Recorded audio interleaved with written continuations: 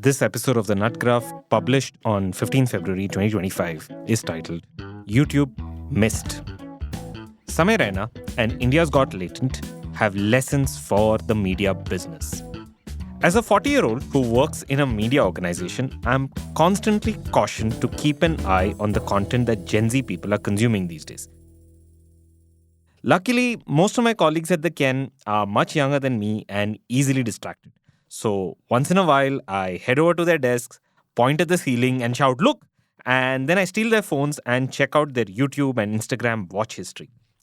I'm not proud of it, but as a millennial, we spend 70 hours a week at work and we aren't allowed to stare at our spouses' faces, so we look at other people's phones instead.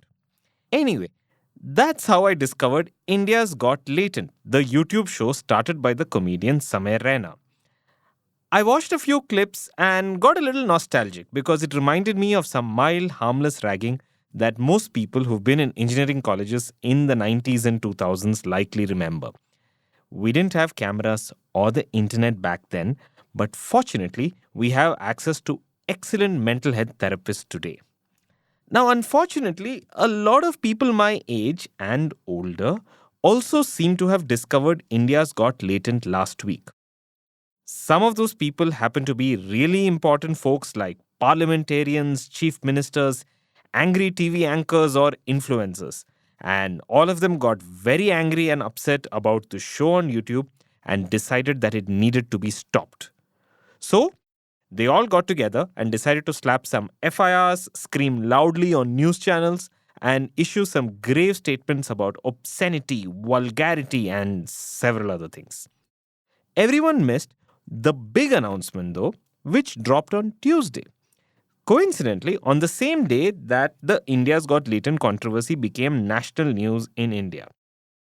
And it came not from the creators of the show, but from Neil Mohan, CEO of YouTube. And here's the story from The Hollywood Reporter titled YouTube Surprise. CEO says TV overtakes mobile as primary device for viewing. And I quote the story. If there was any doubt before, this seals it. YouTube is in the TV business. According to Neil Mohan, YouTube CEO, TV screens have officially overtaken mobile as the primary device for YouTube viewing in the US. In other words, most people are watching YouTube on TV sets than any other device, at least here in the US. It is, as Mohan writes in his annual letter from the CEO, an indication that YouTube is the new television. But the new television doesn't look like old television, Mohan writes.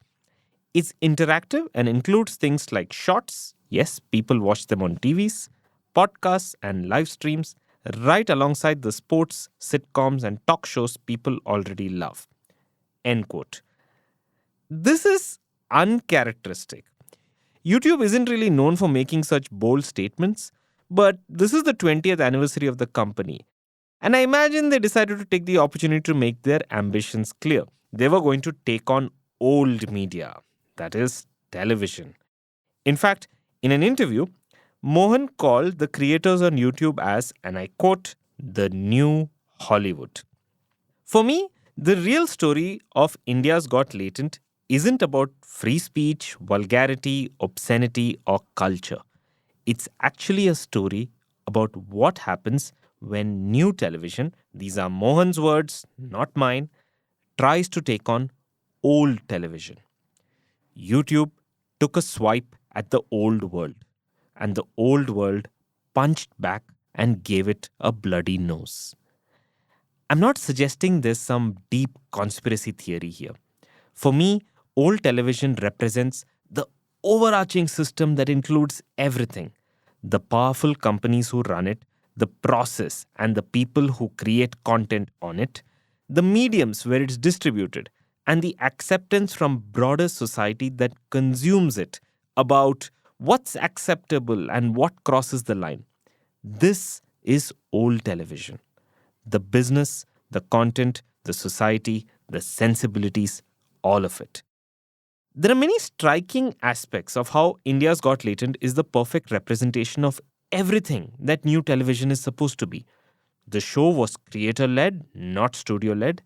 Raina created content that was, in his words, quote unquote, unrestricted. He even claimed to have turned down offers from OTT players because he wanted the freedom to do what he wanted and stay independent without any interference from platforms. The production values on his show are minimal. It's created with a fraction of the cost. The show sponsors are also treated with the same irreverence as the content. Overall, the vibe is unsanitized, raw, crass, and authentic. This is not a bug of new television, it's a feature. And this gave the show all the success that new television promised. Every episode of India's Got Latent on YouTube has at least 20 million views, which is more than most old television shows. Samay Raina probably made more in ad revenue in a couple of months than what most OTTs in India managed to pay their top talent. The show even decided to go direct with its users and started a popular membership program, which by some accounts was fairly successful. They even took this one step forward and launched a dedicated app which topped the charts on both Google and Apple's app stores.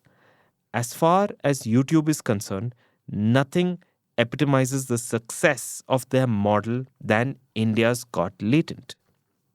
New television came for old television in India, and leading the way was India's Got Latent. In fact, my colleague Nathan presciently wrote about this back in October at the Ken in a story that he titled TV Channels Beware! YouTubers Samay Raina and TVF are taking over the screen and the couch. I'll link to this in the show notes and I really recommend reading it. But coming back, what did everybody miss? A lot has been written about how India's consumer habits are changing thanks to digital products and how old players are being disrupted. However, a lot of people haven't noticed that institutional power and influence has swung back in favor of the incumbents. Disruption from the new world came and challenged the old world.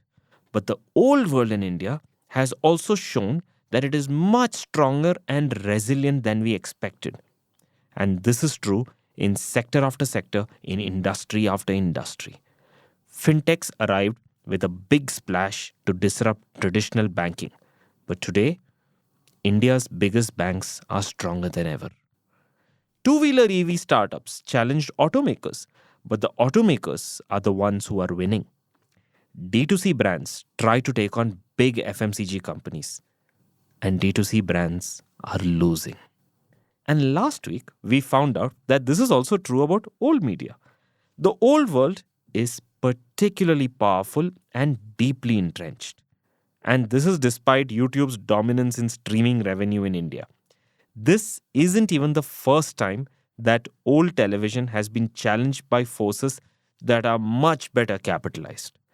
A few years ago, OTT platforms arrived with a lot of fanfare and threatened to disrupt old television by promising edgy content, a direct relationship with subscribers, zero advertising, and a promise to showcase newer, younger, bolder creators and storytellers. I'm sure this sounds familiar. Well, in a few short years, old television beat OTTs. And they didn't do it by reinventing themselves, but by transforming OTTs to resemble old television.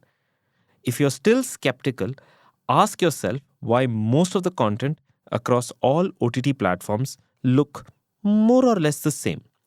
Ask yourself why subtitles are carefully bleeped and sanitized to avoid any whiff of controversy. Ask yourself why that explicit scene in that HBO show is censored on all streaming platforms. That's old television. Netflix India's biggest star is Kapil Sharma, an old television show. And if you subscribe to Amazon Prime Video and try to watch a movie, you'll be interrupted by a non-skippable ad every 20 minutes. Old television. There's a famous line from one of my favorite shows, The Wire, which captures the power and influence of old television in India. If you come for the king, you better not miss. YouTube missed. It's not the end though. We have seen the story play out earlier. I'm sure that Samay, Raina, Ranveer Allabadia, and India's Got Latent will all be back in a few months, all in slightly different avatars. I'm also sure that YouTube will find some new shows and other creators who'll also become successful and make lots of money for themselves and for YouTube. It's hard to say who they'll be or what they're going to do. But if there's one thing we know for sure, it's that they will look more like old television. New television will have to wait a little bit longer in India. This episode of The Nutgraf has been written and read out by me, Praveen Gopalkrishnan. You can find the full newsletter on our website, theken.com/thenutgraph. Our credits to Rajiv CN for the music and the production of this episode. I'll see you again next week.